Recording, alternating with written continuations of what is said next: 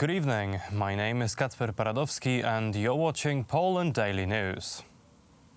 We begin with the latest report on the number of confirmed cases of coronavirus infections in Poland.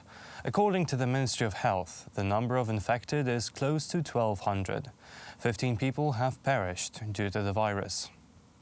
The Ministry of Health informs about new cases of coronavirus infections in Poland. So far, there are 1,163 infected people. Only today, there were 112 new cases confirmed. Unfortunately, there was also another fatal victim. A 67-year-old man died in a hospital in Koszalin. According to the Ministry of Health, the deceased person suffered from other diseases as well. It is the 15th victim of COVID-19 in the country. A special session of the Polish Parliament is underway. MPs had to meet in the Parliament to prepare the ground for tomorrow's remote session dedicated to the anti-crisis shield proposed by the government, meant to limit the slowdown of the economy in the wake of the global coronavirus outbreak. Our correspondent Karolina Bałdyga has more.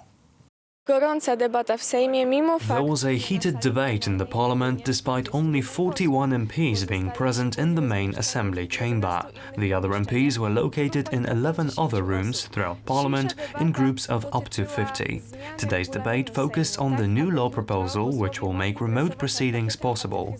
Today's debate was originally proposed to be conducted remotely, but opposition MPs from the Civic Coalition and the Confederation argued that such a step would be unconstitutional. As the Minister of Health said during the discussion, now is not the time for party bickering, now is the time to ensure the safety of Polish citizens. A similar position was taken by the Deputy Speaker, Ryszard Terlecki.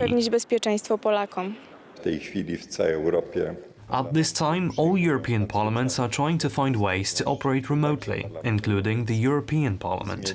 They even lowered the number of MPs, the quorum, to 1/4 of the total. That is why I urge you to vote for the proposed changes to the rules.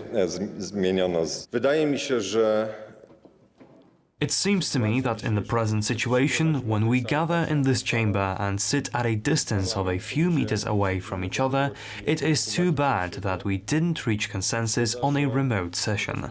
Some of you wear protective gear, and it is your right to take care of your health. The situation is extraordinary. We have the right to take care of our health, fears, and protect our families. Now is not the time for party bickering. Now is the time to join forces to find the best solutions for our country. We shall stop party arguments of who said what and who is right. We shall openly discuss what to change in order to limit the impact of the coronavirus on our economy, how to make our health system better and more efficient. Our role should be to say how things are, not to make things worse by leveling unfounded accusations. The picture is not going to be pretty. We have seen examples from other countries. Our role is to say how things are, realistically, and make everything we can to ease the impact of the virus on our lives. One of the ways to do it is not to gather in large groups when we don't have to. To ograniczyć tę liczbę. Ograniczyć poprzez nieprzychodzenie w miejsca, gdzie nie musimy. The first two planes of the Polish national flag carrier, LOT Polish Airlines, carrying medical equipment purchased in China by Polish state-controlled mining giant KGHM, have landed in Warsaw. This is a result of arrangements made by President Andrzej Duda with the President of China, Xi Jinping. Within a few days, an air bridge is to be launched between China and Poland, which will enable a systematic supply of ventilators, masks and other types of personal protection equipment used in hospitals during the coronavirus outbreak. Two planes carrying protective masks, goggles, gloves and other necessary medical equipment, including a batch of ventilators, have arrived in Poland. The third plane is to arrive at night. Barriers have been removed. The first of several planes which will fly to Poland today and in the coming days have landed at the Okęcie airport.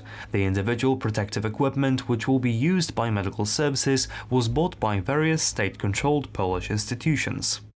A special airlift was created to transport equipment. This connection being opened is the result of a conversation between President Andrzej Duda and the President of China. Many thanks to all the companies and CEOs for making this possible. z koronawirusem. The purchase of medical equipment was co-financed by state-controlled companies, including the Industrial Development Agency and mining giant KGHM. Zorganizowaliśmy transport. Being a state-controlled company, we feel responsible.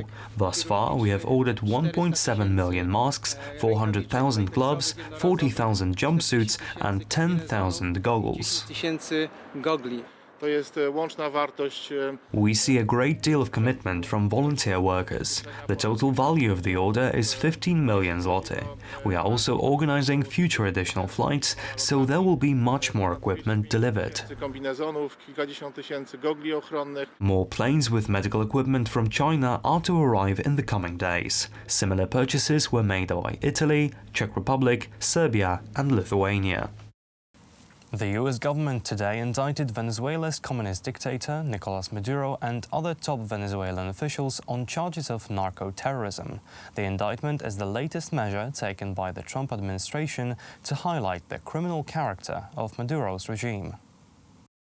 The State Department has offered a reward of up to $15 million for information leading to the arrest and conviction of Maduro, who has been in power since 2013. As you will hear, the Department of Justice is announcing the unsealing of a superseding indictment filed in the Southern District of New York against 4 defendants, including Nicolas Maduro, as well as the current head of Venezuela's Constituent Assembly, the former director of military intelligence, and a former high-ranking general for their involvement in narco-terrorism. Attorney General William Barr accused Maduro and his associates of conspiring with a dissident faction of the leftist Colombian guerrilla group FARC to flood the United States with cocaine. The indictment of Nicolas Maduro and his co-defendants alleges a conspiracy involving an extremely violent terrorist organization known as the Revolutionary Armed Forces of Colombia, the FARC, and an effort to flood the United States with cocaine. Following the constitutional crisis of 2017, when the national parliament dominated by the opposition was stripped of legislative power, Maduro has ruled the country with dictatorial powers. That is all for tonight. Thank you for watching. Stay with us for Poland Daily Business. Good night.